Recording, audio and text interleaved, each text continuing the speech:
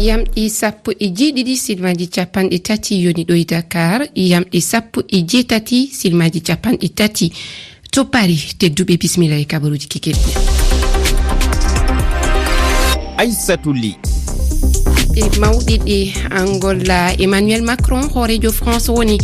jokki jillu e leydi Afrique caggal Gabon omo hanno tawede walla omo hani tawede Congo Brazza e RDC kono hade nden aljuma hande nde wonno ko to Angola indi leydi o waɗi batuji kewɗi.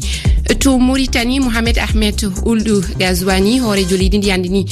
fadani walla mbiyen haajaka ballal guɓal Wagner ngam haɓade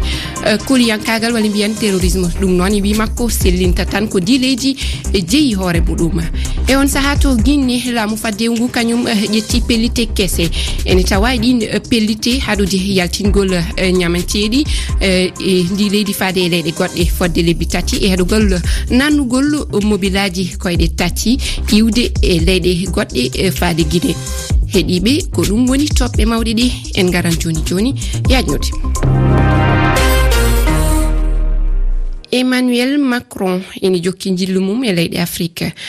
nde o immi Gabon omo tawno aljuma hande nde to Angola indi leydi o waɗi batuji kewɗi alhaadi gollidal ndema e faggude ene jeeya e toɓɓe ɗe ɓe ɓuri yewtude. Moussa Oumar Bari. E nde aljumare hoorejo Faransi o tengtini darde hesere nde ɓe jiɗi darade ngam waylude gollidal hakkunde maɓɓe e Afrique. E nder leydi Angola o heɓi fartange tawtorede e jonde faggudu yankore fatunde e ndema e nder mayre fodde 5 entreprise faransinaɓe tawtorama saabi nanodire e fannu ndema kewɗe ciifama hakkunde maɓɓe e entreprise aji ɗi. Ete ko ɓuri hewde e ndemantiri leydi Angola immorto ko caggal leydi ngam yellidde fannu o ina jaa e ko ɓuri saabade garangalam e leydi ndi koni wi hoorejo Emmanuel Macron e yeeso ardiɓe Angola. Fanare leyɗe ɗiɗi ɗe ko wallodirde ngam jeytare e fannu nguure wawa heɓede. Faransi ina jokkodiri e leydi ndi e fannu pétrole kono e nder ngu jillu jokkodire ɗe ɓeydama yaccinede tawi koye fannuji goɗɗi.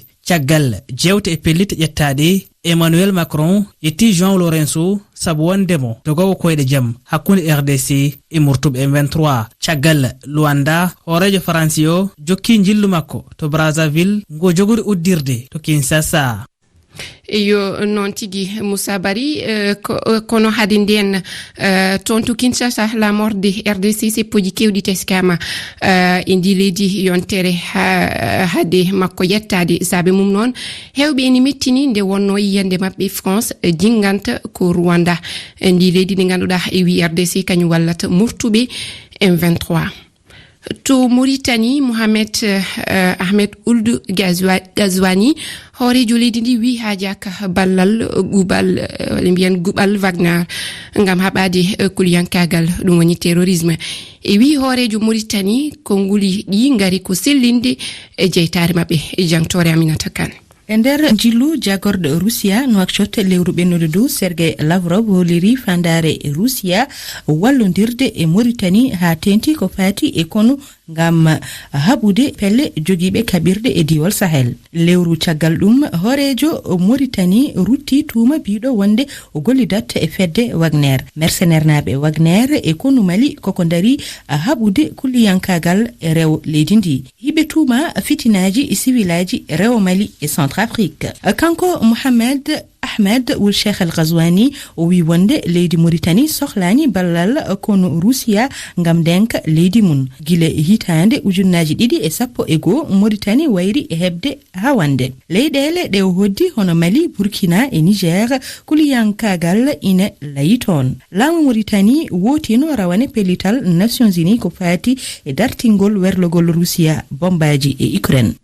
Non to Burkina alhamisare hanki e ɓiɓɓe jibbo jaltimaji ade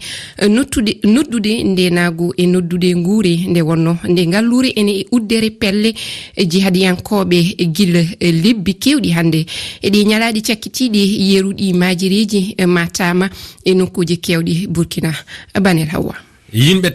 temeɗe jaltimaji ade kengen jibbo rewɓe worɓe sukaɓe e nayeɓe fu ana tawano ɓe kolliti gilla lebbi kurɗi hannden rafi nguure ɓe ngoni e muɗum e wi yoga e seediɓe fayi haa ko leɗɗe ko ɓe ñamanno ko heddaki e heɓede ɓe kolliti so ni alhaaliji ɗi mbaylitaki ɓe jaltan ngallure nde wonno ni wawa heddade ɓe keddo e wurde ɗum saabi hewɓe e maajiɓe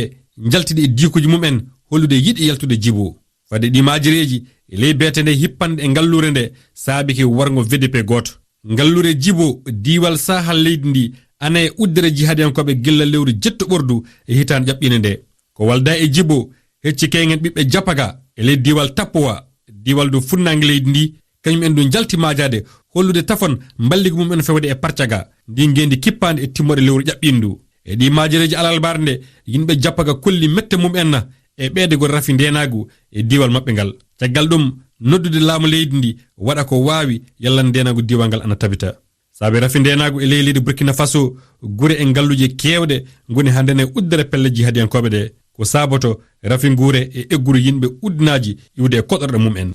to Burkina ha hande ko toon keɗoteɗen nde wonno laamu ngu andini uddere jamma waɗan e banggue rewo leydi ndin iwde yamɗe nogas e ɗiɗi jamma faade yamɗe joyi e subaka o nden uddere noon fuɗɗoto ko aljuma hande nde ha aljuma 31 lewru no gonɗen ɗu fandare mayre e wi laamu ngu ko wallude walla mbiyen newnude walle konu leydi ndin e wallidiɓe mumen ɗum woni VDP en ɓe e haɓade rafi ndena ko e banggue rewo ngo ɗum noon yimɓe e mobilaji e koyɗe tati koyɗe nayyi koyɗe ɗiɗi ɗum woni véloji motoji fof koko kaɗa yaade e wakkati uddere nde en payan to Tunisie nde wonno kene ɓaɗo temedde tato ɓiɓɓe leydi Côte d'Ivoire e Mali wonnoɓe toon e ndin leydi kani artirede leyɗe mumen Aset Diango ko ɗum ambassadeur walla mbiyen wakil ɗe leyɗe ɗiɗi gandini laana Air Côte d'Ivoire ma jolnu yimɓe temedere e capanɗe nayo e joyo laana nawoɓe malien en ka kam ma jolnu kañum yimɓe temedere e capanɗe joyi ɓiɓɓe Mali wi ambassadeur Mali ko hoorejo laamu faddew Mali o e hoore muɗum yamiri laana ka yaha artira kala jiɗɗo artirede humpidde gila Kay Saïd hoorejo Tunisie suuti ko nguɗi ɗi nogasi goo lewru ƴaɓɓino du wiide ma ƴettu peeje fewde e ɗanniɓe iwɓe leyɗe lessara toon to Tunisie ko ɗe laaɗe woni gadiɗe iwde Tunisie fade Côte d'Ivoire e Mali. To Guinée laamu faddew ngu ƴetti alhamisa hanki pelital haɗude yaltingol walla mbiyen yeeyugol ñameteji e leyɗe goɗɗe ɗumne ko fodde leɓi tati guinenaɓe hewɓe ene belti e ngal pelital keɗoɗen Mamadou Adama ila ka ndutal kuruɗo yalti tamati nyamaku kaba basalle foññe condi farin wi'en tu ñameteji golleteɗi ka nder leydi ga yaltata ɗum hino weli Mamadou Samba Diallo jooma ɓe nguure ara meɗen tawtuɓe ɗum noon 100% woni noon so tawi ɓe kaali ɗum ɗon enen miskinoɓe ɓe heɓa ɗumen gurdani yamen ɗin feƴƴatata kono hoyri ono so tawi faalaɗo o naɓe no faalira wona o liƴƴi enen miskinoɓe nde ɓe heɓa ɗo linggi yeɗɗugue haara tawi yomen ñaanke mbuudi buy sana hara woɓɓe sadaka joni men heɓata rewɓe ɓen hino tampi ka luumoji Adama Diang hino sifo en weltori meɗe weltorima par ce que fiyon nun ni ñameteji ɗi yalti haray menen ga meɗen soñji min heɓata ko min ñaama piriji ɗi sattay haray soñjano ɗum ɓiɓɓe no woodi joni si ñameteji fenɗo no satti seeɗa par ce que lingguil ba ñameteji ɗin foppo no satti lokoba ayoɓe wiyama nayi 10 000 nayi 20 000 Labbo Diallo hertorɗo faggudi ɓantari no yewta battane ngol tongugol yaltingol ɗe ñameteji haray fi ko tongaɗo yaltingol ñameteɗin ka leydi men hino wawi heɓude nafa mawlanaɗo wonande enen ñamoɓe gontun noon mbay haray ardi ɓen kadi sharia on no holli hiɓe duwa hiwde ñamoɓen ɓe hiwa kadi golloɓen haray ko wattangol yiilita soñju kadi remoɓen sabuna si e coggu piiji maɓɓe ɗin kippike ha feƴƴiti mbuɗi ko ɓe naadi ko e mum ɓe wawa ronkude hettude. Mamadou Adama Diallo Conakry RFI pellite ɗe laamu faddew Guinée haɗani tan e ñameteji ɗi ɓe kadi kayne nanugol e leydi ndi mobilaji koyɗe tati iwde e leyɗe goɗɗe on saaha to Grèce ko ɓuuri ujune joyi ɓiɓɓe leydi ndi jalti seppude e yeeso gollorde laaɗe jordi nde wonde Athènes fandare seppongo noon ko hollude mettu ɓernde mabɓe caggal ɗe laaɗe ɗiɗi pelmodiri talata hecci rawel ha saabi mayde e capanɗe joyo e jeeɗiɗo yimɓe on saaha noon leydi ndi woni ko e suno tedduɓe on jarama joni en yettitu yamɗe 17 silmaji capanɗe nayi Dakar. Tedduɓe bismillah e hello ɗimmo kabaruji ɗi. Aissatou Ly. Jantore men mawde hande kaleten ko haala dambordu no waɗirtuno adan hanki e walle mbiyan hanki ene sirti ene waɗirte hande holko saabi ɗum. Mariama Mumini waɗani en hen jantore mawde ma en keɗo ɗo e seeɗe men keɗo hen noon miijoji ɗi gadduɗon e yewtere on tottama konngol aljuma o hono gowɗen en gartat e ko ɓuri tengtude e yontere nde. Aljuma hande nden yewtere faggudu e ɓamtare Afrique haalata ko haala rewɓe jukkuɓe hono ɓe rewɓe ngoni e gollirde holko ɓe mbawi ɓeydude e faggudu leyɗele men. Ma Amadou Baroba humpiten.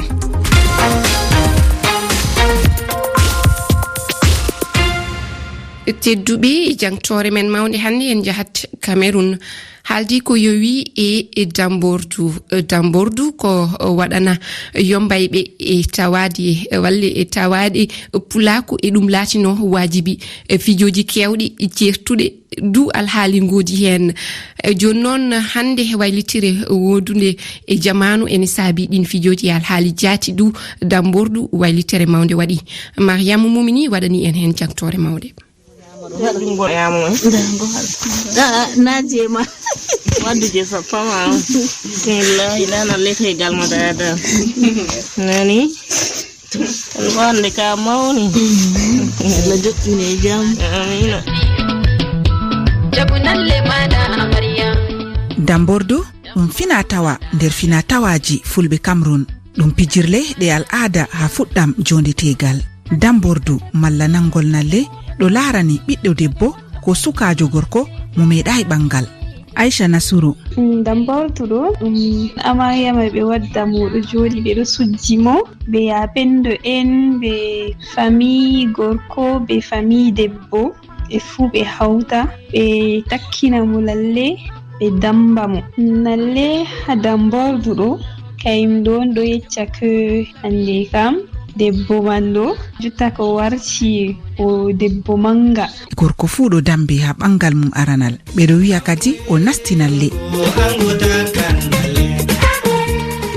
E dambordu man je gorko bo ɗon sobiraɓe mako nastinan mo suudu, gorko man bo ɓe ɗo takkana ɗum nalle. Woodi nokkuje je hetana waɗango mo nalle man, to ha jemmare man ɗo ɓeɗo joɗi nder suudu man ɓe waɗan ba gimi ɓe waman ɗo man ɗo ha jengan seɗɗa kam hiddo ko komoye hucca ha muɗum. Dambordu ɗum pijirle nonnon komoye be ko fottinta ɗum ha pijirle ɗi. Min Aisha ko fottantami ha dambordu rewɓe bana ɓiɓɓe rewɓe mai sargata damboɓe don sappa fu ɓorna ba amariya sudda kayum sudda amariya sudda ɓe heftata ko ɗum moy on moy feere ha ɓe damba sappa ɓe timmi ha ɓe ɓakkanalle ɓandu pat ɓe tawa sappa on ɓe dambinaɗu amariya. To banagal worɓe bo irin ɓe ɓakkata worɓe mai nalle man yiɗa ɗo dogga warta ɓakka ɗum ɓandu pat hoore dande gole wala ɓe ɓakkata. Sobiraɓe en mai be ango en mai ɗo kanjum on fottantami. Sa'i je ɗo fottinami ha dambordu ɗo ɗum sa'i je ɓe ɗo yima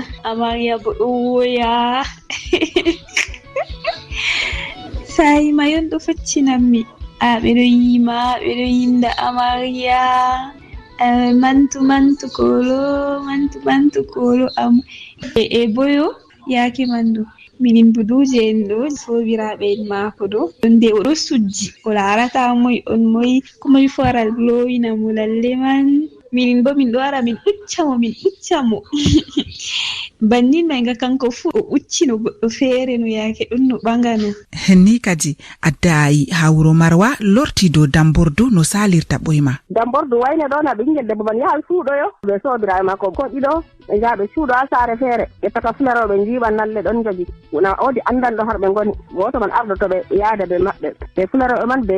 derke en an kam ɓe jaha kadi ɓe man bo maɓɓan parewal kam parewal ɗo seyi sembe ɗo ɗum ɓe kewa ɓe maɓɓita parewal fularoɓe ɗo tokko ɓe koppi koppinaɗo hiddo ko haa ɓe keɓa ɓe mema ɓingel debbo man ɓe nalle man niiɗo ɗo ɗum warta habre yo to ɓe gosti nalle ɗo ɗum famɗini so to ɓe keɓi ɓe memi ɗañeteɗo majum har ɓanndu mako ɗo woni ɓe dambi man kadi caka ɓe ñaaɓe nastinamo suudu aɗa jooɗi ɓe sappa mako en to balɗe tati ɓe ngari to balɗe jeɗɗi fuu. Hajja Fatima hawro Bertuwa andini ko sanji ha pijirle nangol nalle. Jaman men hande debbo acciti doggugo nyukka waran tan jooɗa ha suudu be sobiraɓe mum himɓe gorko waran to be himɓe maako woɓɓe seto fami gorko yoɓi tawon nden ɓe maɓɓitina ɗum suudu ɓe nasta ɓe wanna mo lallego ha juuɗe maako ha kosɗe maako be sobiraɓe maako tan nonnon bo dambordu man jotta acciti faɓɓugo bana nane jemmare woore tan nonnon woodi ɗabiyaji kesi ɗiɗo battiɗina fijirde dambordu. Jotta ɓaawo to dammi cimmini amarya ya ɓorna wara wurta ɓe waɗa gimiji ɓe waɗa siyasa ɓe wama en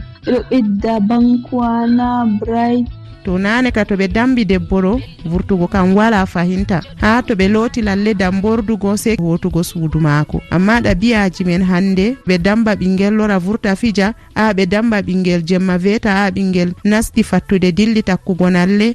dilli yahugo fawna hoore mun ha salonji to kanjum man warti jo ɗum ɗo janyana men nyawji feere feere kenyen wara sorka ɓikkoygo warta ɓangal balɗe seɗɗa on ɗo dogga ɓingel satay masina non bo diga yande ɓangal go ɓingel do'a nyaw. Fulɓe wi ko ɗume be sababu nden ɓeɗo wiya ndikka faddago dow nyawdago kadi accugo ɗabiyaji kesi ɗi pulako anda ɓuran ko ngam faddango ɓiɓɓe hande nyawji cakliniɗi. Mariam Mumini Yahunde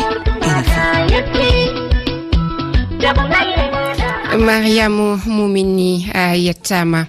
tedduɓe hono gowɗen aljuma kala yewtere on tottama konngol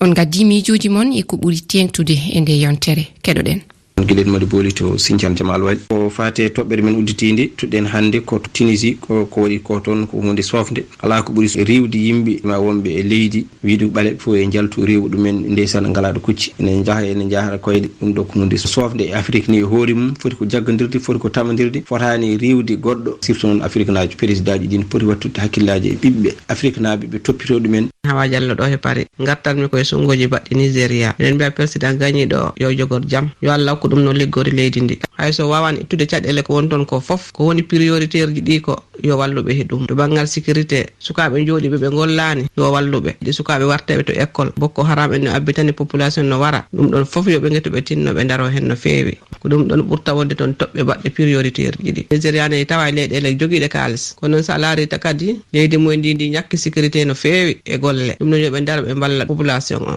Mouhamadou Wuri so wonɗo leydi Sierra Leone makkeni yewtere udditinde ƴette seeɗa fi France hakkunde France e Afrique no wayi hakkunde wurere e defo si wurere lawɓe hakka hande laaɓi ko defete e mayre kon welata si ko defete ko nder ton welali ñamoɓe weltotako si ñamoɓe weltaki defuɗo on luttidayi e ko o defi ko ɗum lekka e fiya ɗum hakkunde France e Afrique leyɗe Afrique wiɓe ɓe faalaka France ɓe suta ko ɓe wiyata ko netteje ɗen maapi juuri kan no haɓɓi yoyti France kam ma paaki ɓayi ko mo ɓe wallata développement ɓeydo ka makko kamɓe ka maɓɓe no développe joni noon mo wawata moƴƴinande hoore mum hay meselal wi'i faalaka wawɓe moƴƴinde mesel leɓen joni si lince makko ɗen sekki haray ɗen sutima ko onno ñowtirta. Diallo Saydiro Guinée Conakry parti affaire Tunisie e baɗal cofgal ngal président mum waɗi ki andan faamu ɓiɓɓe Afrique enen peɗowaji ɓaleji e guettata men hay hunde ko mbawɗen sokona waytade désordre kala e fanno waɗe dow koɓe ala ɗo Maroc waɗani guri ɓaleji baɗanɗe bonde ala ko Espagne waɗani men ala ko Libye waɗani yimɓe kala e fannu bon ala ko Algérie waɗani yimɓe fannu bon ɓe ɗum nani jangga e université ji towɗe nder piiji men Afrique ɗo Conakry Dakar Bamako Abidjan hono ɗum hoɗo ha ɗo Abuja